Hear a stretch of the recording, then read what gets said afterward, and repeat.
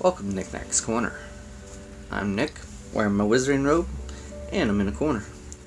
Today, I'm going to talk to you guys about A Song of Ice and Fire, otherwise known as Game of Thrones.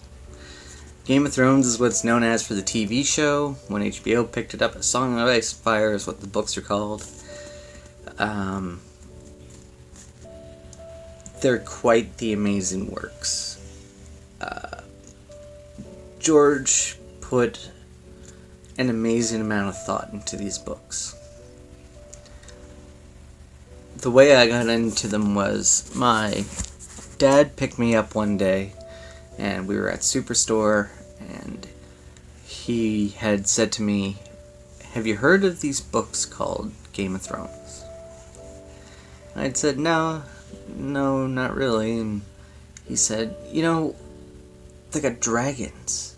And he was telling me all about the story, and I was going like, it sounds like a really weird story. Like, he started talking about the incest and talking about how all these people are like kids, essentially. Because in the books, like, Daenerys and Jon and all them are like 15. They're all kids. They're not adults like they are in the show.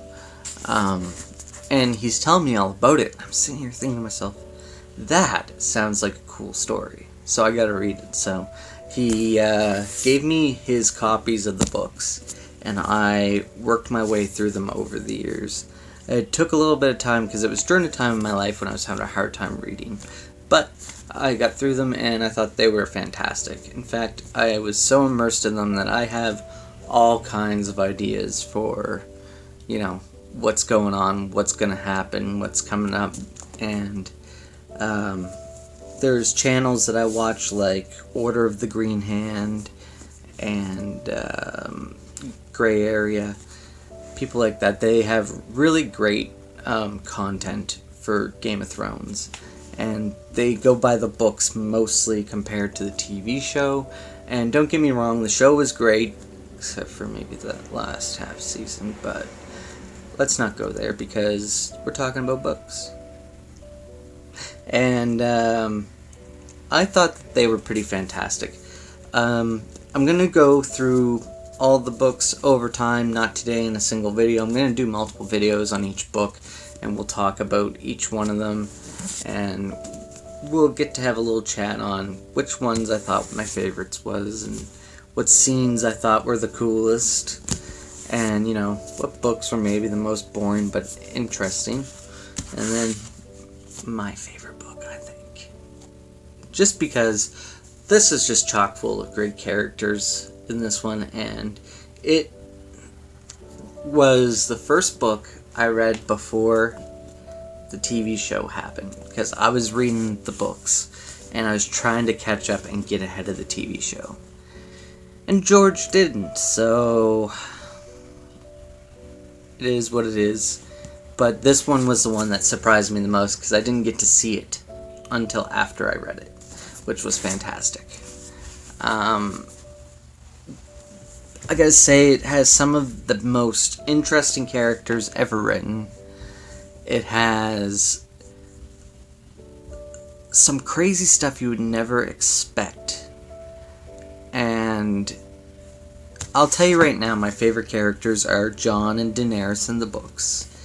And that might be a cop-out for what some people say, but in saying that, Victarion Greyjoy is becoming one of my favorite characters. He is awesome. I love the way he is going. And Euron in the books is crazy awesome. And, I'm really loving the books. I'm excited to see where it goes. I'm sure it'll be much better than the TV show. And, George did a fantastic job, and people are always going, finish the books. But he has this much material he has to go through to make sure he's consistent with what he's writing. Because if he doesn't go through it all and he messes something up, the fandom is going to eat the man alive. Because he said something that didn't coincide with what he said earlier. I I mentioned Order of the Green Hand. They have convinced me that Jon Snow is Ned Stark's true-born son. And I think I totally agree with that. And I think Aegon, or young Griff, is Rhaegar and Lyanna's son. And I think that makes the most amount of sense possible. And I'm really interested to see if George goes down that route. I noticed that the TV show combined a bunch of characters together and, had them doing each other's stuff instead of introducing new characters. So I feel like the TV show kind of went, okay, Jon Snow is now Aegon Targaryen, and so they merge young Griff with Jon Snow together and cut out the entire, young Griff storyline, and even just kind of went forward with the Dornish plotline in the TV show, which was terrible. That's where downhill started going.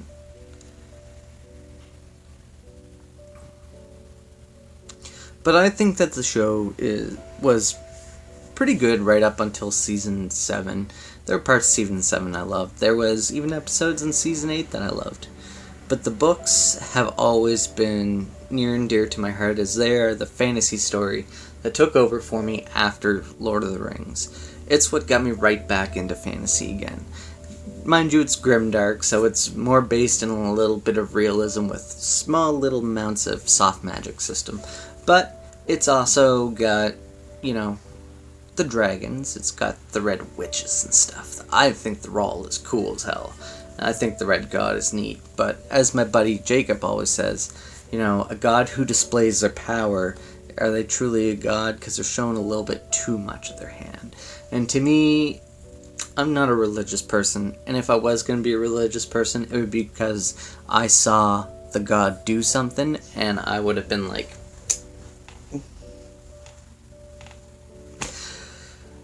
but, that's the way it is. I think some of the characters in here, like Sansa, I think is going to be a far more interesting character in the books than she was in the show.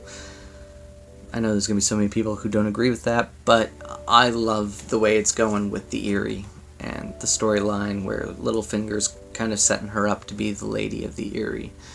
I think Jon will become king in the north and help Stannis take back Winterfell, and I hope that Daenerys and Victarion get married and stick it to Euron. Now, I'll tell you how much I love these books and how much they mean to me. My daughter's name are Arya and Asha. If you've only watched the show, you wouldn't know who Asha was, except for she is Yara in the show. They had a wildling named Osha, and so the D&D thought that the public was too not intelligent enough to get the fact of two different names for two different characters, and that they were too close together that they wanted to change the name. But I love Asha in the book so much. I think she's such an interesting character, and the Greyjoys are actually way cooler in the books than they are in the show. And I think they may even be one of my favorite families in the books, because they're just such interesting dynamics between them all.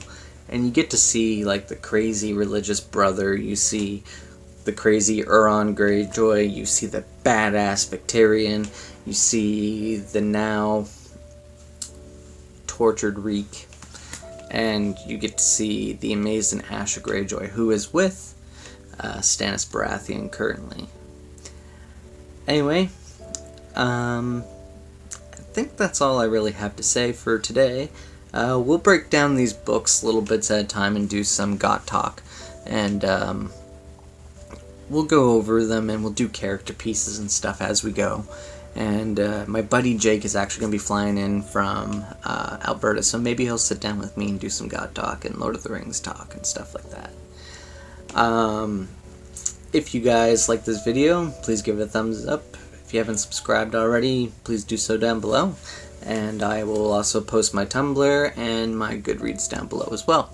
So, you guys have yourselves a wonderful day, and we'll talk to you. Bye.